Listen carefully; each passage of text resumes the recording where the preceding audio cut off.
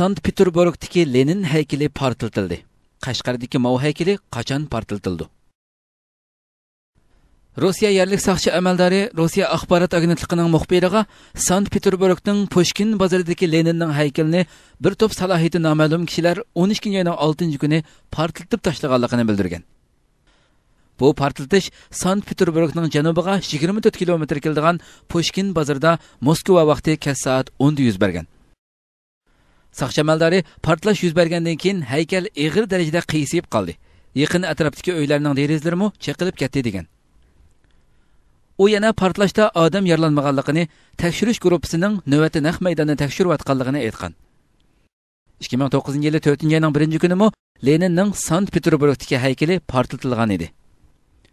Kuzatuvchilar kommunizmning zulmiga uchragan kishilar kommunizmga bo'lgan nafratlarini ifodalab, o'ch elish uchun bu xil harakatlarni qilayotganligini ilgari surdi. Rus kommunistlari insonlarga qanday ziyonkashlik qilgan bo'lsa, Xitoy kommunistlari hozirmi Sharq Turkiston xalqiga necha hassa ortiq ziyonkashlik qilib kelmoqda.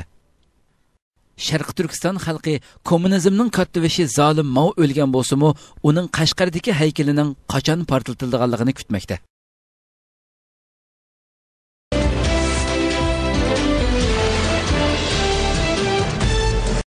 Xitoy dunyoning birinchi darajalik yangi kuchi bo'la olamdi.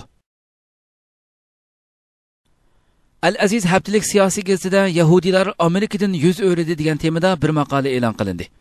Maqolada Yahudilarning dunyoni boshqarishda Amerikani birinchi darajalik kuch qilib qo'llanib kelganligini, Yahudilarning Isroiliyani kengaytirish uchun planlagan buyuk O'rta Sharq planini amalga oshirishda mag'lub bo'lgandan keyin va bu planni Amerika orqali amalga oshira olmagandan keyin Amerikaning o'rniga dunyoda boshqa bir kuchni birinchi darajalik kuch qilib o'ttirga elib chiqish uchun plan tuzayotganligini, dunyoning siyosiy vaziyatini ostin-ustun qilayotgan Wikileaks torbatida e'lon qilingan Amerika maxfiy hujjatlarini e'lon qilishdagi asosiy maqsadning Amerikaning dunyodagi e'tiborini qo'ymay, birinchi darajalik kuchni boshqa bir davlatga tutqizishni, ya'ni Xitoyni dunyoning yangi bir kuchi qilib o'ttirga elib chiqish uchun boshlangan yangi bir vaziyat ekanligini bildirdi.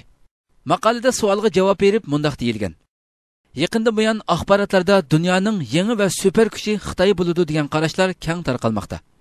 Ammo amaliyotga qaraydigan bo'lsak, birinchi darajalik kuch bo'lish unchalik oson emas. Dunyoning birinchi kuchi bo'lishning shartlari Xitoyda texnik tepilmaydi. Xitoyning dunyoning yangi birinchi kuchi bo'lish uchun tirishchanlik qilishi behuda ovorchilikdan boshqa narsa emas. Chunki Xitoyda buni amalga oshira oladigan qobiliyat yo'q. Agar birinchi darajalik kuch bo'lish faqat iqtisod bilan mumkin bo'ladigan ish bo'lgan bo'lsa, Germaniya yoki Yaponiya allaqachon dunyoning birinchi kuchiga aylangan bo'lardi. Kuchlik bir armiya va atom bomba bilan dunyoning birinchi darajalik kuchi bo'ladigan ish bo'lsa edi, Sovet ittifoqi va Yugoslaviya parchalanmagan bo'lardi va Amerika bugungi kunda dunyoning birinchi darajalik kuchidan ojiz holga tushib qolmagan bo'lardi. Maqolaning oxirida dunyoning yangi kuchi bo'lish, yangi dunyo qurish va adolat barpo qilishda 600 yildan ortiq odillik bilan hukmronlik qilgan Buyuk Osmoniya imperatorligining varislari bo'lgan Turkiya bu ishni amalga oshira olishi mumkin deyilgan.